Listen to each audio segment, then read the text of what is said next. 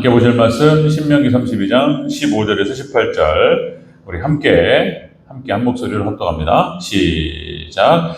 그런데 여수론이 기름짐에 발로 찼도다. 내가 살찌고 비대하고 윤택함에 자기를 지으신 하나님을 버리고 자기를 구원하신 반석을 업신 여겼도다. 그들이 다른 신으로 그의 질투를 일으키며 가증한 것으로 그의 진노를 격발하였도다. 그들은 하나님께 제사하지 아니하고 귀신들에게 하였으니 곧 그들이 알지 못하던 신들, 근래에 들어온 새로운 신들, 너희의 조상들이 두려워하지 아니하던 것들이로다. 너를 낳은 반석을 내가 상관하지 아니하고 너를 대신 하나님을 내가 잊었도다. 아멘. 너를 내신 하나님을 네가 잊었도다. 아멘. 인사합니다. 오직 예수님. 예수님의 은혜와 평강이 넘치시기를 축원합니다. 아멘. 네. 자, 우리 함께 읽으신 신명기 32장 15절 18절 말씀. 오늘 본문을 토대로 이스라엘의 타락 과정이라는 제목으로 말씀 받겠습니다. 이스라엘의 타락 과정. 자, 우리가 지난 시간에 이스라엘을 향하신 하나님의 사랑 그랬죠? 하나님께서 우리를 향하여서 어떤 사랑을 보여주셨는가 그런 얘기입니다. 낳으시고 기르신 사랑이다. 마치 부모가 자식을 낳고 키웠던 것처럼 하나님께서 우리 하나님 백성들을 낳으시고 기르신 줄로 믿습니다. 우리에게 베푸신 사랑이 그런 것이다. 그리고 눈동자같이 구하셨다. 그렇죠? 하나님께서. 그리고 세 번째가 우리의 삶 전체를 하나님께서 돌봐주시는 줄로 믿습니다. 머리털까지 세심 받으시고 이것이 하나님의 사랑이다. 자, 그런데 이렇게 하나님의 사랑에 이스라엘 백성들을 늘 배신했다는 것입니다. 원망하고 불평하고, 그렇죠? 그리고 또 하나님을 떠나고 말씀을 떠나고 이게 이제 배신이죠, 배신. 마치 호세아 선지자의 아내가 고멜이 바람을 피고 그게 이제 이거 이스라엘 백성들의 모습이에요.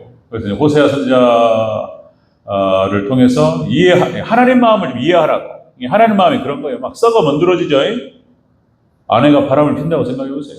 당장 끝나는 거지 뭐. 이게 뭐 더 볼 게 뭐가 있겠습니까? 그냥 이혼이죠, 그냥. 근데 그 하나님은 그거 못해. 하나님은 또 돌아오라 이런 거죠. 하나님의 사랑. 여러분들, 하나님께서 우리에게 이렇게 은혜와 사랑을 베푸시는데 이스라엘 백성들은 그러지 못했다는 것입니다. 자, 이렇게 하나님께 우리에게 은혜를 베푸셨는데 이스라엘 백성들은 이제 타락의 과정으로 들어갑니다. 타락해요. 이스라엘 백성들. 그러면 어떻게 이스라엘 백성들, 하나님 백성들이 타락으로 들어가는지 타락의 과정을 오늘 본문에 설명하고 있습니다. 타락의 순서입니다. 타락으로 들어가요. 하나님을 떠나고 하나님 배신하는 순서가 이렇게 됩니다. 자, 우리는 이렇게 성경에 나타나는 구약 이스라엘 백성들과 신약 유대인들, 이들의 모습, 타락의 과정의 모습을 보면서 우리는 타산지석으로 삼고 교훈을 삼고 우리는 유의해야 될 줄로 믿습니다. 그러기 위해서 오늘 말씀을 보는 거예요. 하나님께서 이 말씀을 통해서 우리에게 말씀하시는 거예요. 교훈하시는 거예요. 너희는 그러지 마라. 이런 거예요. 우리가 좀 살펴보도록 하겠습니다. 우리가 조심해야 될 부분입니다. 같이 한번 살펴봅니다. 이스라엘의 타락 과정. 첫 번째, 윤택할 때 타락이 시작됩니다. 부유하면서 타락이 시작돼요. 15절을 다시 한번 읽겠습니다. 15절 시작. 그런데 여수론이 기름짐에 발로 찼도다.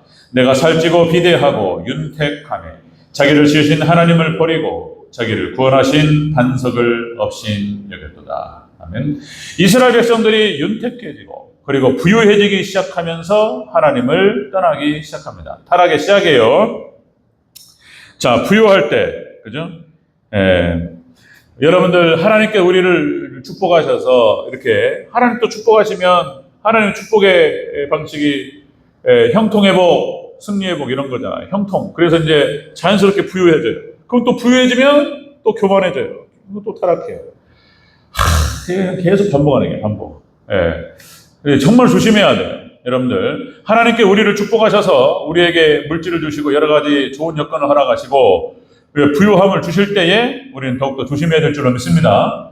이스라엘 백성도 타락하는 포인트예요. 시작하는 포인트. 자, 부유해지면 하나님을 배반하는 자리로 가는 경향성이 생긴다. 배가 부르면 등 따 씻고 배부르면 인간의 육신이 그런 거죠. 등 따 배부르면 졸린다. 영적인 수면 상태로 들어가요. 이런 일이 벌어집니다. 노아가, 그죠? 노아가 하나님의 홍수 심판을 준비하면서 방주를 짓고, 그죠? 욕을 얻어먹고 너무나 힘들었어요. 그죠? 산 위에다가 얼마나 그 방주를 짓느라고, 그죠? 그러니까 나무를 갖다가 끌어서 올려서 맞추고 막 이걸 갖다가 그 오랜 기간 동안에 120년 가까이를 했다고 보는 건데, 그걸 갖다가 그 어마어마한 배를 갖다가 사유에 짓는 과정에서 욕 얻어먹고 이상한 놈이라고 그러고 이만큼 손가락질 당하고 막 그러면서 이걸 해야 되냐 말이야. 그런 욕이 한두 번이 아니었을 텐데, 노아는 하나님의 음성을 들었고 무두셀라 할아버지를 보면서 징조를 받고 그렇게 해서 방주를 지었습니다.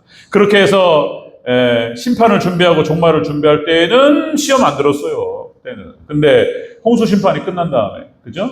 이제 종말 신앙이 끝나버렸어요. 그리고는 이제 포도즙을 마시고 취해가지고 실수를 하게 되는 거죠. 노아가 문제예요. 노아가 그런 실수를 안 했다라면 물론 함도 문제죠. 함도 문제인데 노아가 그런 실수 빌미를 안 줬더라면 노아의 가족의 합이 그런 사단이 안 났을 거예요. 노아가 일단 빌미를 제공했던 거예요. 그러니까 이렇게 영적인 긴장감이 떨어지고 뭔가 이러면서 실수가 벌어진다는 것입니다. 이스라엘 백성들, 출애굽한 이스라엘 백성들이 광야에 있을 때는 타락 안 해요. 광야에서는요, 타락할 겨를이 없어요. 너무 모든 게 다 불편해요. 만나가 지금 내리고 있는데 내일 올까 말까도 모르는 얘기고 하나님 안 내리시면 어떻게 하냐 말이죠. 그냥 하나님께서 만나를 내리시고 그를 인도하신다고 약속하셨기 때문에. 근데 그 약속의 말씀은 있지만 하나님 안 오면 어떻게 하냐 말이요. 또 이게 믿음이, 그죠? 그러니까 이스라엘 백성들이 광야에 있을 때에는 근심 걱정도 많았고 그러나 타락하지 않았습니다. 타락할 겨를이 없었어요. 그런데 가나안 땅 들어가고 젖과 꿀을 따먹으면서 타락하기 시작하는 거예요. 이렇게 그런 거예요, 여러분들. 젖과 꿀 따먹으면서. 그게 사사기의 파도 치는 역사가 그거예요. 이스라엘 역사가 그걸 보여주고 있습니다. 그래서 사람은 부유해질 때 타락할 가능성이 큰 거예요. 이스라엘이 타락하는 과정이 그래요. 부유하면서 시작됩니다. 신명기 8장 13절 14절에서 이렇게 표현하죠. 내 소와 양이 번성하여 내 은금이 증식되고, 재산이 증식되는 거예요. 그리고 내 소유가 풍부하게 될 때에 네 마음이 교만하여 네 하나님 여호와를 잊어버릴까 염려함이라. 하나님께서 모세를 통해서 말씀하셨어요. 하나님 염려한 대로 가는 거야. 이스라엘 백성들 염려한 대로. 느헤미야 9장에서는 뭐라고 표현하냐면, 느헤미야 9장에서 이제 성전을 재건하고 그렇게 이제 하나님께 다시 돌아와서 율법책을 낭독하고 함께 회개합니다. 하나님 회개하고. 그리고 과거에 왜 그들이 멸망했는지에 대해서 회상하면서 느헤미야 9장 25절 26절에서 이렇게 기록하고 있습니다. 그들이 견고한 성읍과, 여기는 가나안 말하는 가나안 땅, 그들이 견고한 성읍과 기름진 땅을 점령하고 모든 아름다운 물건이 가득한 집과 판 우물과 포도원과 감나무와 허다한 과목을 차지하며 배불리 먹고 살찌고 주의 큰 복을 즐겨 싸우나, 주님께서 하나님께 주신 큰 복을 즐겨 싸우나 그들은 순종하지 아니하고 주를 거역하여 주의 율법을 등지고 주께 돌아오기를 권면하는 선지자들을 죽여 주를 심히 모독하였나이다. 지금 느헤미야 에스라가 하나님께 그렇게 회개하고 있습니다. 우리 선조들이 그렇게 했다는 거예요. 하나님께서 주셨던 젖과 꿀을 따먹으면서 견고한 성읍에서 불을 누리고, 그리고 하나님 타락해버렸다는 거예요. 그리고 주님께서 보내신 선지자를 통해서 돌아오라고 하셨던 그 말씀들을 거역하고 그들을 죽이고, 그리고 죽임을 통해서 하나님을 모독했다. 하나님 우리를 불쌍히 여겨 주셔서 용서 하나님께 회개하고 있는 거예요. 자, 이스라엘의 타락 과정은 첫 번째가 부유해지면서 시작됩니다. 부유할 때 신앙이 소홀해지기 시작하는 거예요. 기도가 안 나와요. 이게 원칙이 이러면. 두 번째, 이스라엘 타락 과정 두 번째는 부유해지면서 다른 신들을 섬기기 시작합니다. 부유해지면서 더 탐욕적이 돼요. 이스라엘이. 16절 다시 읽겠습니다. 시작. 그들이 다른 신으로 그의 질투를 일으키며 가증한 것으로 그의 진노를 격발하였도다. 아멘. 그래서 우상 숭배로 들어갑니다. 탐욕으로 들어가요. 탐심으로 들어갑니다. 부유해지기 시작하면서 그렇게 더 타락으로 들어갔던 거예요. 자, 여러분들 다시 또 다윗이 광야를 지나고 있었을 때, 그러니까 죽음의 위기 순간에 그렇게 경건했어요. 막 하루하루가 고통스럽고 너무나 마음이 힘들고 어디 가나 환영받고 막 박수를 받고 다윗이 막 그랬단 말이죠. 뭐 그렇죠. 골리앗을 잡고 이스라엘의 군대 장관으로서 다윗은 하늘을 찌르는 인기를 누렸어요. 그런데 사울이 반역자라고 딱 지명하는 순간 다윗을 환영하고 다윗의 친구들이 다 등을 돌려버려. 이럴 수가 있냐 말이죠. 이럴 수가. 다윗이 그렇게 깊은 배신감과 함께 심지어는 형제까지도 사람이 그렇게 돼요. 망하잖아요. 형제도 힘들어요. 저는 안 받습니다. 부담스러워요. 친구들은 저는 안 받아요. 네. 내가 돈 있을 때는, 내가 잘 나갈 때는 그렇게 친하고 그런 거예요. 인생이 딱 그런 거죠. 인생 죄인들이 다 그런 거예요. 다윗 기가 막힌 거예요. 다윗이 그렇게 비참하고 기가 막힐 때에 그렇게 목숨의 위기를 갖다가 지내고 그럴 때 하나님만 의지했을 때에는 그렇게 경건하고 성령 충만했는데 다윗이 이제 하나님께 인정받고 왕이 된 다음에 그죠? 추대죠. 선거도 아니에요. 천거도 아니고 추대됐어요. 왕으로 추대되고 예루살렘에 입성하게 됩니다. 그렇게 하고 딱 그랬을 때 밧세바 사건이 터지는 거예요. 영적인 긴장감을 누그러뜨리고 그죠? 그렇게 해서 약간 방심하는 순간 훅 들어와요. 훅 그냥. 다윗의 일생일 때 가장 치명적인 실수였어요. 밧세바 간통 사건이.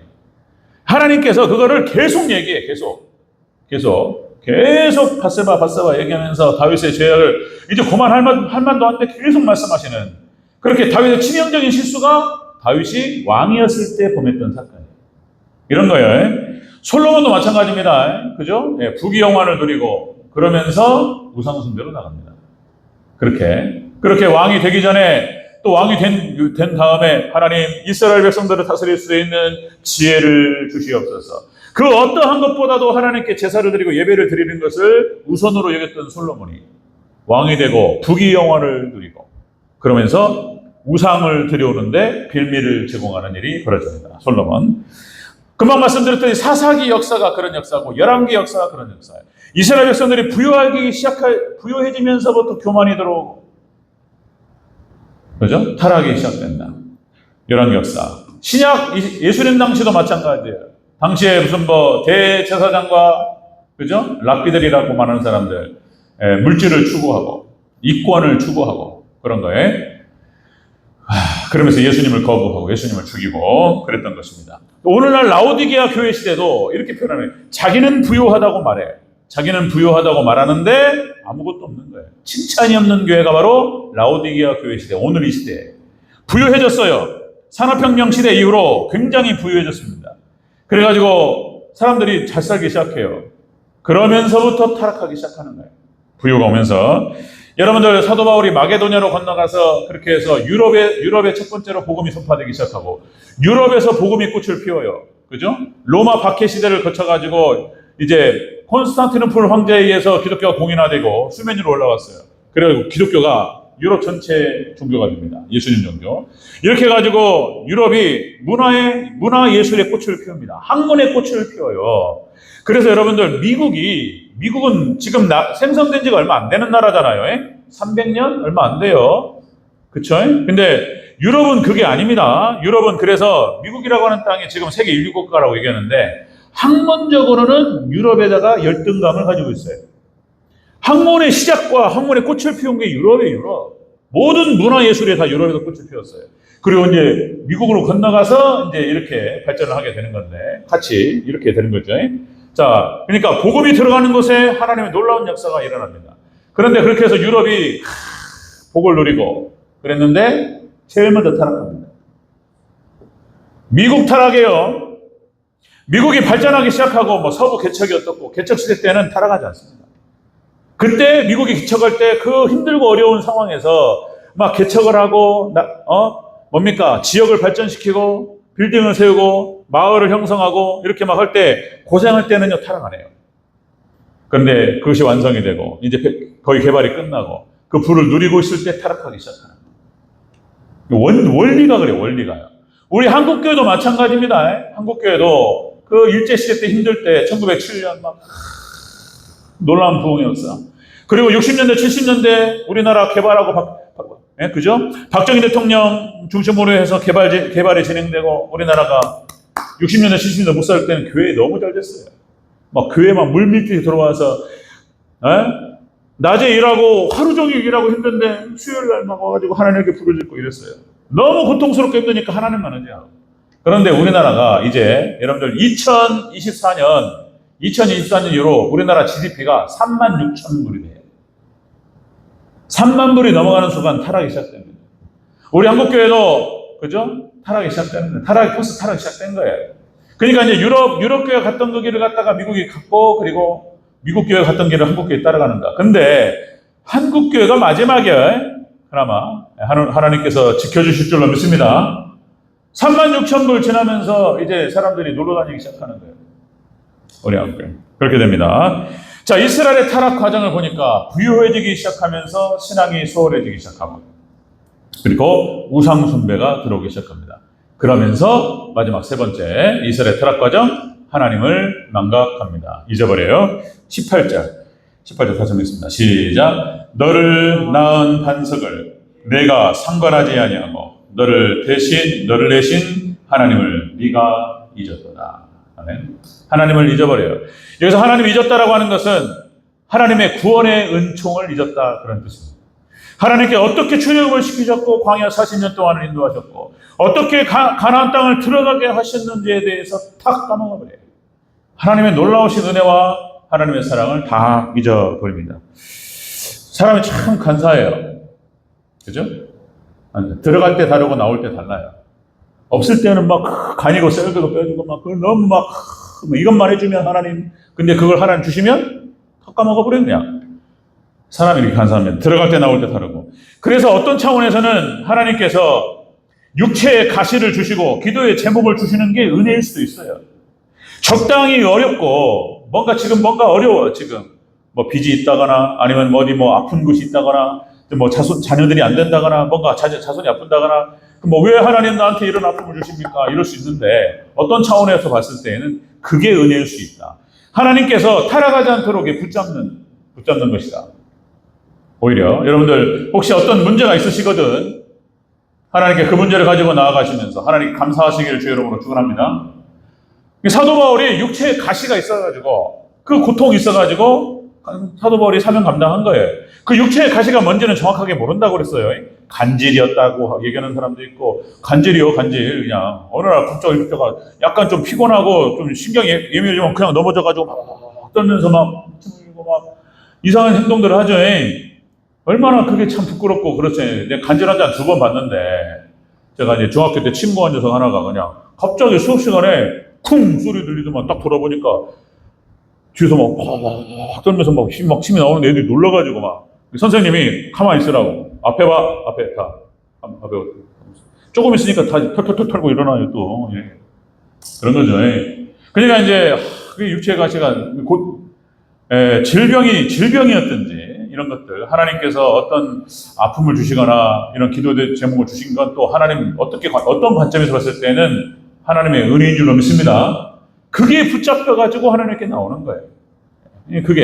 그거 다 풀어주시잖아요? 그럼 가버려 그냥 떠나버려요. 하나님 떠나버려요. 구원의 은총 이런 거 다 잊어버려요. 그것이 성경의 이스라엘 역사가 보여주는 것이고 교회 2000년 역사가 보여주는 거예요. 모든 나라와 국민들 이렇게 GDP가 올라가는 나라마다 똑같은 일이 벌어지고 개인적으로도 그렇습니다. 개인적으로도 그렇게 어렵고 힘들 때 가난할 때 하나님 의지하고 그런데 그 모든 문제가 풀어지기 시작하고 부유해지기 시작하면 멀어져요. 안 그랬으면 좋겠는데. 그래서 여러분들 어리석은 부자 누가복음에 나오죠. 몇 장이야? 12장인가. 어리석은 부자의 모습이 나오죠. 여러분들 어리석은 부자가 이런 거죠. 사람의 생명이 예수님께 있는 것이 아니고 소유에 있다고 생각했다는 거예요. 그래서 많은 것들을 갖다가 자기 창고에 들이고 요즘 말로 말하면은 은행에다가 몇십억 있다고 했어. 투자를 했는데 내 재산이 몇십억이야. 그러면은 아이고 이제 그죠? 그죠? 일을 하지 않아도 경제적인 자유라고 표현하죠. 일을 하지 않아도 충분히 먹고 살만하고 뭐 쓰고 다녀도 괜찮고 이러면 꼭 우리가 기억해야 됩니다. 여러분들, 이 모든 것이 하나님께서 주신 것이고 어리석은 부자같이 되지 않기를 주 이름으로 축원합니다. 하나님이 주신 축복. 그래가지고 어리석은 부자가 이렇게 되잖아요. 소유에 있다. 나의 생명이 하나님께 있는 것이 아니라 소유에 있다고 생각했다는 거예요. 그리고 두 번째, 그렇게 탐심에 사로잡혀서 하나님을 잊어버려요. 어리석은 부자가. 그리고 하나님께서 그 부자에게 이렇게 말씀하세요. 자, 오늘 밤 내가 네 영혼을 토로 찾으리니 네 준비한 것이 네 것이 되겠느냐, 이렇게 말씀하세요. 그리고 마지막에 그 구절이 이렇게 끝납니다. 누가복음 12장 21절. 자기를 위하여 재물을 쌓아두고 하나님께 부요하지 못한 자가 이와 같으리라.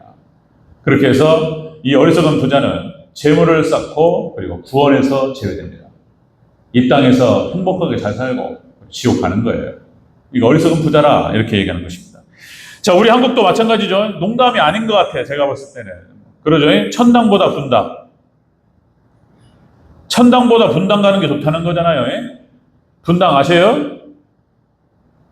제 전임 사역지 첫 번째가 동백이었어요. 동백. 분당, 죽전, 동백 이렇게 쭉 연결되는 거예요. 분당, 죽전으로 발전되기 시작하고 동백, 영통, 판교 이렇게 가는 거예요. 지금 판교는 한국의 실리콘밸리라고 그러죠. 그래가지고 땅값이 지금 제일 비싸요. 돈 있으면 여기 판교 쪽에 이렇게 땅을 사야 됩니다.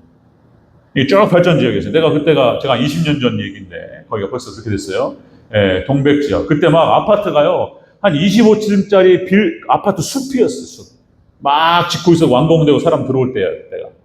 그때 제가 이제 거기서 뭐 목사님 한번 열심히 해보자 그랬는데 말씀이 없어가지고 뭐 사업 마인드, 경제 마인드. 그러니까 이게 이제 망가지는 거예요. 어쨌든 분당보다 천당 가는 것보다 분당이요 한 10차선 도로가요 한 10차선으로 넓어가지고 쫙쫙쫙쫙 바둑판으로 돼 있어요. 이렇게. 그리고 건물 쫙쫙쫙쫙 올라가고 차를 가지고 딱 하면은 바로 집에서 아파트 딱 나와가지고 다 차로 돌아다닙니다. 예. 도시가 그냥 아주 그냥 반듯반듯하고 그냥 구질구질한 거 아무것도 없어요. 그냥 깨끗하고 그냥. 예, 아주 그냥 그런 거예요. 너무 살기 좋고. 아파트는요, 또 완전히 진짜 기가 막힙니다. 숲 막, 나무랑 막 심어가지고 막 쾌적하고 막 이런 거예요. 진짜 그런 데 가면, 아따, 이런 데 살고 싶다 이런 생각이 들어요. 진짜 천당보다 분당이 좋다. 그런 거죠. 자, 근데 제가 여기서 물질을 갖다 그러니까 재산을 모으고 생업이 잘 되고 이걸 부정하는 게 아닙니다. 생업이 잘 되셔야 돼요. 여러분들 생업에 축복이 있으시기를 주 여러분을 축원합니다. 생업이 잘 되시고 또 하나님 축복 받으셔야 돼요. 그리고 자본주의 국가에서 자산 관리를 잘해야 돼요. 정말 중요해요. 여러분들 우리 월급만 가지고 못 살아요, 진짜. 그래서 여러분들 해외 ETF라든지 말씀드렸죠? S&P 500, 뭐 QQQ, 나스닥 이런데 여러분들 미국이 100년 동안 QQQ, S&P 500 같은 경우는 100년 동안 한 번도 떨어진 적이 없어요. 계속 10%씩 올라갔어요. 여기다 돈을 넣어놓으면 조금 약간 파도는 치지만 무조건 올라가요. 무조건. 한 10% 이상. 그러니까 한 1억을 넣어놓잖아요? 또다시 1억을 넣어놓으면 지금 조성민도 이제 그런 계획을 세워요. 자본주의 국가니까 그거는 나쁜 짓이 아니죠. 예, 그러니까 이제 그 자산 관리를 잘하는 거예요. 조성민이가 30살까지 1억을 모은다. 그냥 한 달에 100만 원씩 집어넣는 거예요. 그러면 이제 10년 정도 지나면 1억이 좀 넘어가요. 그러면 이제 30살이 되기 전에 1억을 모으면 30살이 되기 전에 1억을 딱 S&P 500에 넣어놓잖아요. 그러면 거기다 30년을 넣어놓으면 60세부터 노후 준비 끝나는 거예요. 끝납니다. 그래서 이제 일을 하지 않아도 경제적인 자유를 누릴 수 있어요. 타락하지 않을까 걱정하는데 여러분 꼭 믿음의 백성들이 자산 관리로 잘하셔야 되고 생업도 잘 되시고 복 받으셔야 돼요. 문제는 중요한 거는 이것 모든 것들이 하나님께서 우리에게 허락하신 축복임을 잊지 마시기를 주 이름으로 축원합니다. 청지기 정신을 잊지 않고 더 긴장하면서 욥처럼 아브라함처럼 하나님이 주신 놀라운 부가 있었지만 하나님만을 섬겼던 것처럼 그렇죠? 그렇게 하시기를 주 이름으로 축원합니다. 타락할까봐 가난을 추구한다? 이거는 어려운 얘기예요. 네. 뭐 부자를 추구한다기보다는 자산 관리를 잘해서 하나님 주신 물질을 가지고 교회를 잘 섬기고 선교와 구제를 쓰고 이웃을 잘 섬기고 그렇게 하시기를 바랍니다. 그렇게 잘 섬기시고 하나님 주신 그 청지기 정신, 나에게 물질을 맡겼다 이런 마음으로 그렇게 해서 투자를 잘해서 그렇게 해서 좋은 회사에 투자를 해가지고 회사가 일을 해가지고 돈을 벌면 거기에다 수당받는 게 뭐가 잘못되겠습니까? 이게 자본주의 시스템이에요. 우리는 지금 자본주의 국가에 살고 있습니다. 자본주의 지금 제도권 안에 살고 있는 거예요. 그래서 이것들을 지혜롭게 잘 활용할 필요가 있어요. 제가 지금 치우치면 안 돼요. 균형을 잃어버리면 안 됩니다. 자, 여러분들 그러나 하나님의 구원의 은총을 잊는 순간 구약 이스라엘처럼 그죠? 이게 멸망의 길로 가는 거예요. 절대로 하나님의 은혜 우리가 잊지 않고 또 우리가 하나님께 주신 축복이 더 많을수록 더욱더 영적인 긴장 하나님 잘 섬기시기를 주여로 축원합니다. 아멘. 자, 말씀 정리합니다. 이스라엘의 타락의 과정은 그런 것이다. 부유해지면서부터 타락한다. 윤택해지면서부터 신앙이 소홀해지기 시작하고 두 번째 우상숭배 탐욕 더 탐욕적이 돼요. 이거 조심해야 되는 거예요. 그러면서 세 번째 하나님을 잊어버리고 하나님의 구원의 은총을 잊어버리게 됩니다. 자, 여러분들 우리 현장 성도님들 은혜 가운데 강하시고 또 하나님 주신 축복을 받아 누리시고 그럼에도 불구하고 하나님의 영적으로 욥처럼 아브라함처럼 믿음의 선진들처럼 잘 그렇게 하셔서 정말 하나님 선교를 위해서 구제를 위해서 하나님 나라를 잘 사용하시고 그렇게 해서 행복하고 그죠? 이 땅에서도 그렇게 잘 누리시고 하나님께 영광 올려드리시고 하나님께 칭찬받고 인정받는 귀한 성도들 되시기를 여러분을 축원합니다.